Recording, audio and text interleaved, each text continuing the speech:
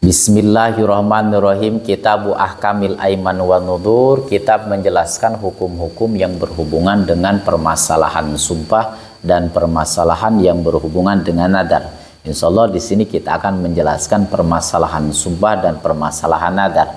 Al-Aiman bi fathil hamzah. Lafaz Aiman dibaca fathah hamzah. Aiman hamzahnya dibaca fathah. Jam'u yaminin, lapad aiman jamak mufrad dari lapad yaminin. Jadi lapad yaminin mufradnya ketika dijamak taksirkan menjadi lapad aiman. Di dalam kitab Alfiyah, af'ilatun af'ulun summa fi'lah tumata af'alun jumu'ukilah. Jamak taksirnya lapad aiman. Wa asluha lugotan al yadul yumna. Lapad aiman menurut istilah bahasa yaitu tangan kanan. Summa utliqat alal halab, kemudian diucapkan untuk menunjukkan kepada sumpah. Jadi lapad aiman menunjukkan kepada sumpah. Wasyar'an, sumpah menurut istilah agama. Nah, tadi menurut istilah bahasa, sekarang menurut istilah agama. Wasyar'an, sumpah menurut istilah agama, tahqiqu ma yahtamilul mukhalafah au ta'kiduhu, yaitu menyatakan sesuatu yang mungkin untuk diingkari ataupun mengukuhkan perkara tersebut. Seperti misalkan menyatakan perkara yang diingkari, sumpah demi Allah saya tidak melakukan zina, ataupun misalkan menyatakan sesuatu yang untuk menguatkannya, sumpah demi Allah saya akan mensodakohkan harta saya. Jadi sumpah menurut istilah agama yaitu menyatakan sesuatu yang mungkin untuk diingkari ataupun menyatakan sesuatu yang mungkin untuk mengukuhkan perkara tersebut. Seperti misalkan tadi yang untuk diingkari, sumpah demi Allah saya tidak melakukan zina, ataupun mengukuhkan, sumpah demi Allah saya akan mensodakohkan harta saya. Bidikrismillahi ta'ala au sifatin min sifati dzatihi. Jadi sumpah yaitu harus bidik bismillahi ta'ala menyebutkan asma Allah ta'ala, seperti misalkan wallahi, tallahi, billahi, au sifatin min sifati zatihi, ataupun sumpah tersebut harus menyebutkan sifat-sifat Allah, sifat-sifat Allah, seperti misalkan khaliqil khalqi ataupun yang lainnya. Wa nudur jam'u nadrin, lapad nudur jamak mufradnya dari lapad nadrin. Jadi lapad nadrin mufrad ketika dijamak taksirkan menjadi lapad nudur. Wasayati manahu fi fasil ladzi ba'dahu. Insyaallah nadar dijelaskan setelah pembahasan sumpah. Jadi pertama pembahasan sumpah, yang kedua pembahasan nadar. Layan akidul yamin illa billahi ta'ala ay bidatihi ka qaulil halif wallahi. Sumpah layan akidu tidak sah kecuali dengan menyebutkan nama-nama Allah, seperti wallahi, tallahi, billahi, sumpah demi Allah saya tidak melakukan zina, ataupun sumpah demi Allah saya akan mensodakohkan harta saya. Kaqaulil halif, seperti ucapan orang yang bersumpah wallahi, au bismin min asma'ihi, ataupun dengan salah satu dari nama-nama Allah. Maksudnya al-mukhtasati bihi allati la tusta'malu fi ghairihi, nama-nama Allah yang tidak digunakan selain kepada Allah, seperti khaliqil khalqi. Nah, bisa khaliqil khalqi bisa dipakai menjadi sumpah. Au sifatin min sifati dzatihi, ataupun misalkan menggunakan salah satu sifat Gusti Allah. Al-qaimati bihi ka ilmihi wa qudratihi, sifat-sifat Allah yang menetap pada datnya, seperti misalkan ilmihi ataupun misalkan qudratihi. Nah, bisa. Jadi sumpah bisa digunakan menggunakan nama Allah, bisa digunakan menggunakan sifat-sifat Allah. Wadobitul halif kullu mukallafin mukhtarin natikin qasidin lil yamin. Wadhabitul halif, batasan orang yang melakukan sumpah. Batasan orang yang melakukan sumpah kullu mukallafin, yaitu setiap-tiap orang yang balik berakal. Orang yang balik berakal mukhtarin, mukhtarin atas dasar kemauan diri sendiri, natikin mengucapkan sumpah tersebut, qasidin lil yamin, dan menyengaja untuk sumpah. Jadi patokan batasan orang yang melakukan sumpah yaitu yang mengucapkan sumpahnya orang yang sudah balik berakal, mukhtarin atas kemauan dasar sendiri, natikin mengucapkan dengan tujuan sumpah, qasidin lil yamin, mengucapkan dengan tujuan sumpah. Misalkan seperti wallahi, demi Allah saya tidak melakukan zina.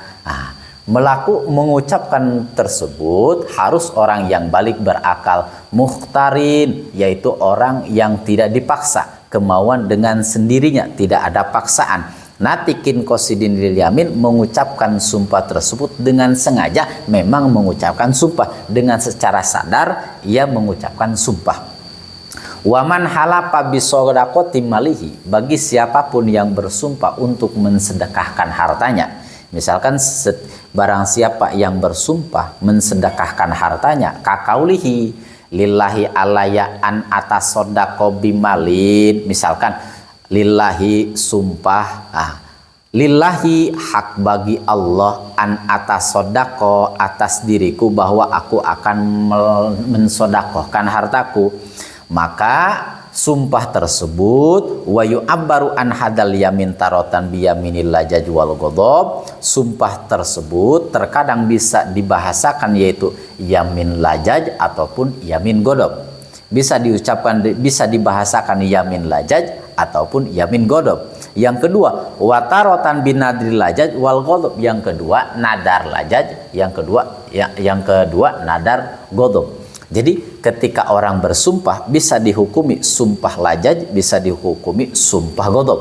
Yang kedua, ketika mengucapkan lillahi alaya anta atas sodako bimali, bisa disebutkan nadar lajaj, bisa disebutkan nadar ghadab. Nanti insya Allah pembahasannya ke depan. Bahwa ayul halif awi nadir, maka bagi orang yang bersumpah, maka bagi orang yang bernadar, mukhayyarun bainal wafa bima khalafa alaihi wal tazam binadri minas sodaqoh. Maka bagi orang yang bersumpah, misalkan kita bersumpah kita akan mensedekahkan harta, maka bagi orang yang bersumpah ada dua opsi, ada dua pilihan. Yang pertama al-wafa, yaitu menyanggupi sumpahnya. Misalkan ketika orang bersumpah maka ada dua pilihan.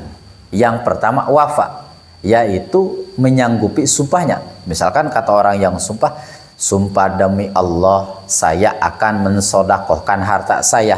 Maka ketika bersumpah ada dua pilihan. Yang pertama wafa, harus menyanggupi apa yang ia sumpahkan, ataupun yang kedua tidak menyanggupi. Jika tidak menyanggupi, au kafarati yamin, harus membayar kafarat sumpah. Bil adhar, menurut kaul adhar. Jadi ketika orang bersumpah ada dua pilihan. Yang pertama wafa, yaitu menyanggupi sumpahnya, ataupun kalau misalkan tidak bisa menyanggupi sumpahnya harus membayar kafarat yamin. Insya Allah nanti kafarat yamin dijelaskan di depan. Nah, jadi ketika orang bersumpah ada dua pilihan. Yang pertama harus menyanggupi sumpahnya. Yang kedua, jika tidak bisa menyanggupi sumpahnya maka harus membayar kafarat yamin. Wapi kauli yalzamu kafaratul yamin, namun menurut salah satu pendapat, menurut kaul salah satu pendapat, wajib untuk membayar kafarat yamin. Wapi kaulin yalzamul wafa bimal tazamau, namun menurut satu kaul wajib menyanggupi apa yang telah ia sumpahkan. Jadi bagi orang yang bersumpah, misalkan kita bersumpah, maka ada dua pilihan. Yang pertama harus menyanggupi ucapan sumpah tersebut. Yang kedua, jika tidak bisa menyanggupi sumpah maka wajib membayar kafarat yamin. Kafarat sumpah insya Allah dijelaskan di depan.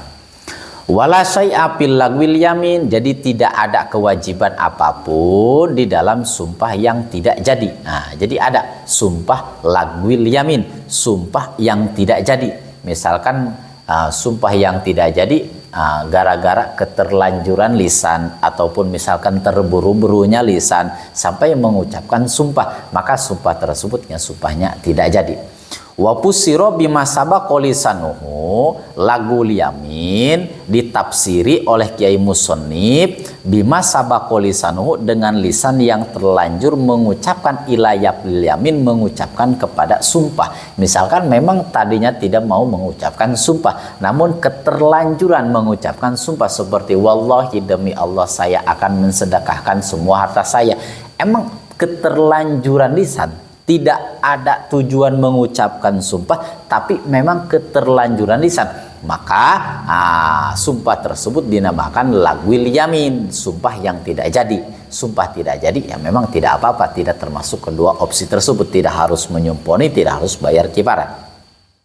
Min ghairi ayyaksidaha, orang tersebut memang tanpa ada kesengajaan untuk melaksanakannya, untuk mengucapkan sumpah tersebut. Jadi lagwil yamin yaitu keterlanjuran mengucapkan sumpah tanpa ada kesengajaan untuk melakukan sumpah, yaitu sumpah lagwil yamin, jadi sumpah yang tidak jadi. Kakauli fi hali godbihi atas, seperti misalkan sumpah lagwil yamin ketika mengucapkannya ketika marah, emosi, mengucapkan sumpah, maka sumpahnya lagwil yamin, tidak jadi.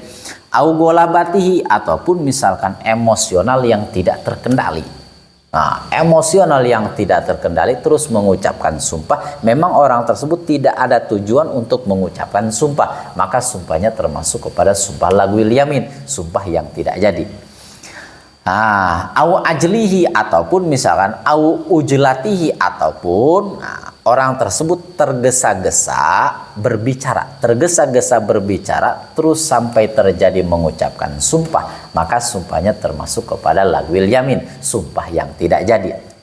Seperti misalkan ucapan wallahi marotan, la wallahi marotan, la wallahi marotan, wa bala wallahi marotan fi waqtin akhara. Seperti misalkan ia mengucapkan tidak demi Allah, terus mengucapkan sumpah demi Allah. Misalkan ia mengucapkan sumpah demi Allah saya akan mensedekahkan semua harta saya, terus disusul tidak sumpah demi Allah tidak akan mensedekahkan semua harta saya, maka yang pertama gara-gara keterlanjuran lisan, sumpahnya sumpah lagwil yamin, sumpahnya sumpah tidak jadi, sumpahnya tidak sah. Jadi sumpah yang dihitung sah yaitu orang mengucapkan yang balik berakal, mukhtarin, yaitu atas kemauan diri sendiri, tidak ada keterpaksaan, mengucapkan sumpahnya tujuan untuk mengucapkan sumpah. Jika mengucapkan sumpahnya tidak ada tujuan mengucapkan sumpah, hanya keterlanjuran lisan ataupun karena emosi yang tidak terkendali, maka termasuk kepada lagwil yamin, sumpah yang tidak jadi. Waman kholafa alla yaf'ala syai'an ay kabai'in abdihi fa amara ghairuhu bi fi'lihi papa'alahu bi anba' abdal halif lam yahnas dalikal halif bi fi'lihi. Jadi waman halafa, bagi siapapun yang bersumpah tidak akan melaksanakan transaksi jual beli, misalkan ia bersumpah tidak akan melaksanakan transaksi jual beli, fa amara ghairuhu bi fi'lihi, terus ia memerintahkan orang lain untuk melaksanakan transaksi jual beli, papa alahu bi anba'a abdal halif, terus orang lain tersebut melakukan transaksi jual beli atas suruhannya, lam yahnas dalikal halif bipilihi, maka orang yang bersumpah tersebut tidak dianggap melanggar sumpah sebab orang lain yang melakukan pekerjaan tersebut. Contoh, ketika seseorang bersumpah tidak akan melaksanakan transaksi jual beli, terus misalkan ketika kita bersumpah tidak akan melaksanakan transaksi jual beli, terus kita menyuruh orang lain untuk melaksanakan transaksi jual beli atas suruhan kita, terus orang tersebut melaksanakan transaksi jual beli, lam yahnas dalikal halif bipili goirihi, maka kita tidak melanggar sumpah gara-gara orang lain yang melaksanakan transaksi jual beli, karena kita tidak melakukan transaksi jual beli, cuman kita yang bersumpah tidak melaksanakan transaksi jual beli, terus kita menyuruh orang lain untuk melaksanakan transaksi jual beli, orang lain tersebut melaksanakan transaksi jual beli, kita tidak menerjang sumpah. Jadi maka orang yang bersumpah tersebut tidak dianggap melanggar sumpah sebab orang lain yang melaksanakan sumpah atas suruhan kita. ila ayuri dal halib annahu layaf aluhuwa wala guairuhu fayahnasu bipili mamurihi, kecuali orang yang bersumpah tersebut menghendaki bahwa misalkan saya dan orang lain bersumpah tidak akan melaksanakan transaksi jual beli, maka ketika orang tersebut menyuruh orang lain untuk melaksanakan transaksi jual beli, orang yang bersumpah tersebut maka melanggar sumpahnya. Ketika melanggar sumpah wajib membayar kifarat sumpah.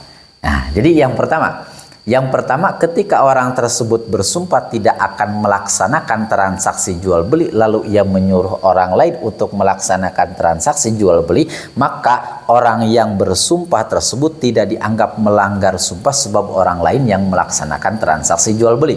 Kecuali ketika kita bersumpah tidak akan melaksanakan transaksi jual beli dan orang lain tidak akan melaksanakan transaksi jual beli, terus kita menyuruh orang lain melaksanakan transaksi jual beli. Ketika orang tersebut melaksanakan transaksi jual beli atas suruhan kita, maka kita menerjang sumpah. Ketika menerjang sumpah maka wajib membayar kafarat yamin. Amal lau halapa Allah yankiha fawakala ghairuhu finnikai fa innahu la yahnasu bipili wakilihi lau finnikah. Jika seseorang bersumpah tidak akan menikah, ketika seseorang bersumpah tidak akan menikah dan ia mewakilkan pada orang lain untuk melaksanakan akad nikah, maka sesungguhnya ia telah melanggar sumpah sebab wakilnya yang telah melaksanakan akad nikah.